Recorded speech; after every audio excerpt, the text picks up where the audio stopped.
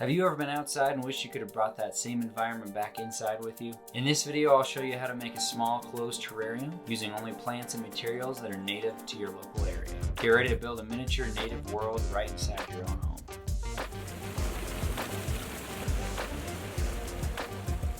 Alright, so first things first, you gotta pick out whatever container, terrarium, bottle, whatever you're gonna use. I picked this thing up for about $2. This actually already has like a little seal and a cap up here. This is a little bit dirty, so I'm gonna give it a quick clean. Now it's clean, so we'll go see what native supplies we can pick up just from around the area.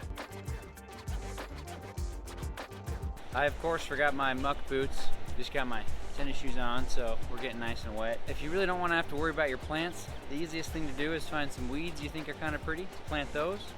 Obviously weeds are going to grow like weeds, so that makes it nice and easy. And because we live in a desert, most of the stuff here is technically weeds or something spiky or something that's going to hurt you. This year in Utah has been pretty crazy. We actually got more snow than we have in, I think, 40, 50 years. So everything's starting to melt as it warms up and everything's just super flooded. We got tons of water coming through. Kind of wandered up and down, found a couple things that I think are kind of cool. I don't know what they are. I realize I kind of just know what plants are if they're dangerous to me or my dog, which, you know, maybe kind of sad, but what do you do, you know? We can probably get out of here now and go see what we can set up in the tank. Of course, if we're running past the park, you gotta stop and throw a ball for the dog. Don't worry though, we didn't actually break any rules. Alright, so we're back from grabbing plants. We got them all rinsed off.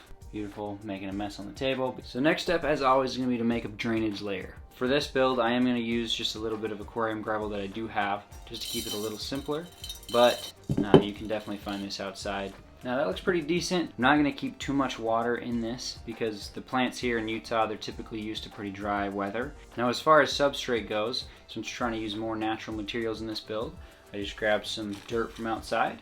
Now this is nothing special. It's got some roots, probably some worms in it and everything. So we'll get this added. We're not going to make this too thick because obviously there's not a whole lot of room to work with in here for plants on top if we go too high. Alright, it's beautiful.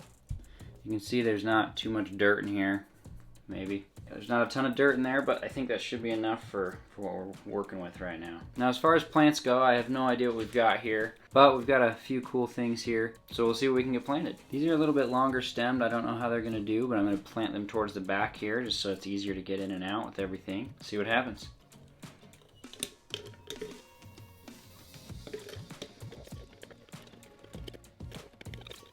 Big old pain in the butt is what this is. Would not recommend this type of jar for your first project because you're just gonna end up hating this whole thing.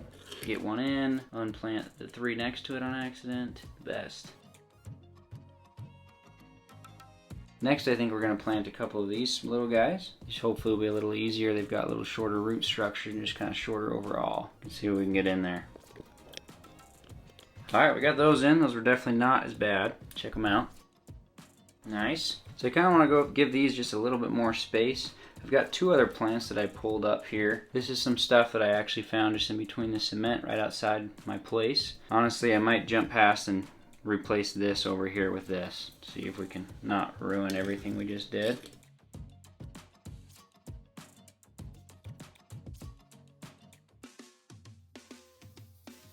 Oh yeah, I think that looks much better.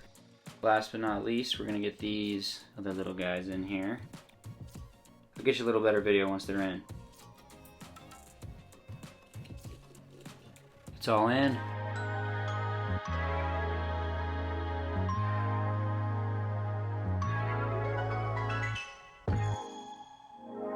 Alright, so we got everything planted in this terrarium. This little cap does have a little bit of a seal on it. With any closed terrarium, you're going to want to make sure it does stay sealed. If it's not perfectly sealed, I mean, the biggest thing you're going to have to do is open it, add a little water every once in a while. It's not a big deal. Kind of makes it feel like it's not a totally closed terrarium, but I mean, really, it's taking care of itself. You just got to add a little water from the little bit that's escaping. So you can see this one is a little bit loose. So what I might do is I might add a rubber band or 2. Honestly, though, I think it's probably good enough. I lied, I just found my big bag of rubber bands. It was sitting right next to me, so we're going to pop this seal out since it's super old. We're going to throw a bunch of rubber bands around this that'll hopefully seal it pretty well. Other option for this too is if you know you are never going to want to open it again and you feel pretty confident that it's going to be able to take care of itself, you could just silicone the top on completely, just never take it off again.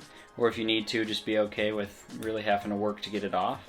but that'll obviously seal it really well. Now, rubber bands are clearly not the prettiest solution, as you can see, and they're going to end up having the same problem as that old seal. They'll get a little bit old, start to crack and stuff. When you stick it in the bottle, you can't really see it, and if we're not going to be touching it very much, as they get brittle and everything, you can potentially replace them in the future, or they should just really essentially just stay there themselves. Because I'm using dirt from outside, it just rained, the dirt itself is pretty wet. We live in a desert, so these plants aren't going to need a ton of water.